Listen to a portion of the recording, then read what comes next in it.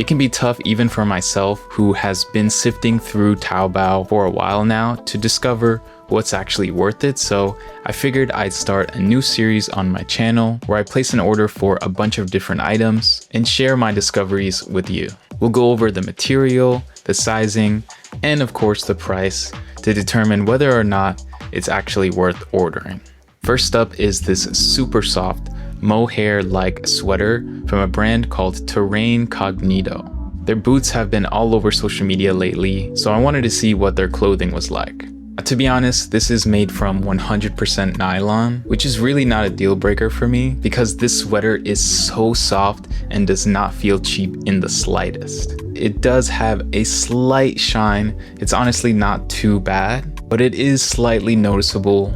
So if that's something that you want to completely avoid, then I'd probably skip this one or get it in white, which I kind of want to get because the white one looks pretty cool. It fits great, it's clean, and it feels surprisingly premium. It was around $40, so not exactly cheap. You might even find something similar at H&M or Zara, probably for closer to $60. But that said, again, it does not feel cheap at all. It's super comfortable, and for me, it's definitely worth it. Next up are these long shorts from a brand called Fewest. I've really been into longer shorts lately. One thing to note is that there's no brand tag, which is kind of a common thing when ordering from the Fewest store. But that doesn't really bother me because I'm more so buying them for the fit and style rather than the brand. And these were only 20 bucks, so I think for that price point, it's a great pickup. The fabric isn't super thick, but most work style shorts aren't really that thick to begin with. The only thing you really need to keep in mind with these shorts is that they are high-waisted. So if you're not on the slimmer side, this is definitely not going to work for you. If I were to order them again, I'd probably get them in a larger size, to be honest, just so long as the length is not like crazy long. But overall, for around 20 bucks, I think it's a pretty good value for what you're getting. Next up are these Maison Margiela Futures. These are replicas, of course, they're not authentic, and I think I paid around $75 for these. Now, the first thing I noticed about these was the smell. Definitely had that factory China smell right out of the box. And the smell does fade over time, but is definitely worth mentioning if you're sensitive to that sort of thing. But overall, the quality does seem pretty standard, and it looks good enough to me. The only difference that I think might be possibility is the color of the inside and maybe the outside is off a little bit.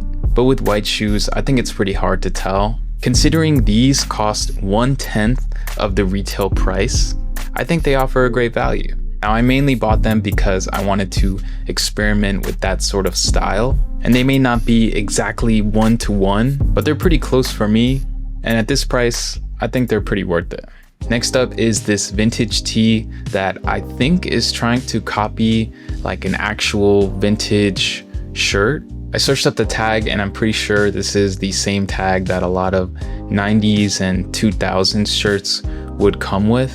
Definitely really going for that vintage feel, which is really new for me and not something that I really have in my wardrobe.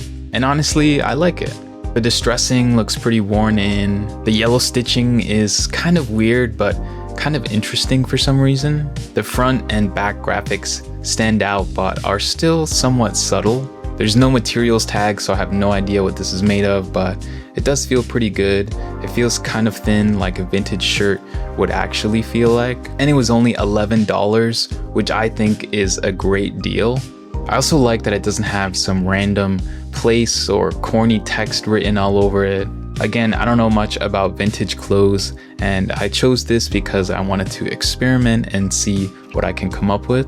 It's lightweight, perfect for summer, and I think definitely worth the money. Next up is another experimental piece for me. I don't usually wear shirts with big graphics on the front and the back, but I do like when they're more subtle and faded like this. Now, this is actually an ERD replica. I'm honestly not too familiar with the brand itself, other than the fact that some of their shirts sell for as much as $1,000, which is insane. I have no idea how close this is to the original, but I'm guessing it really can't be that far off.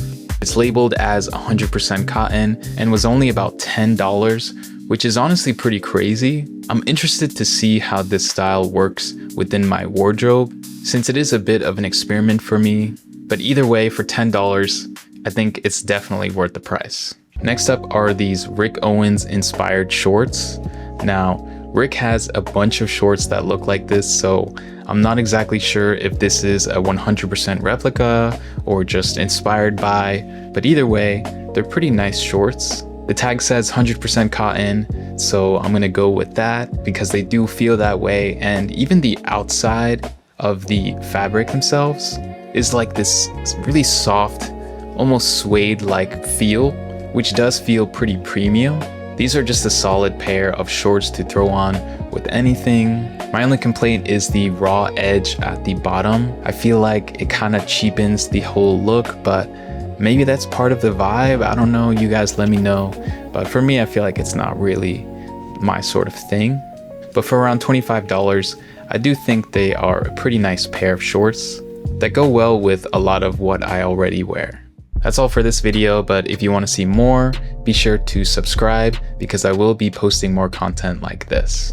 Also, if you want to, you don't have to, you can check out my personal brand Ramon using the link in the description. Thanks so much for watching, and I will see you guys in the next one. Peace.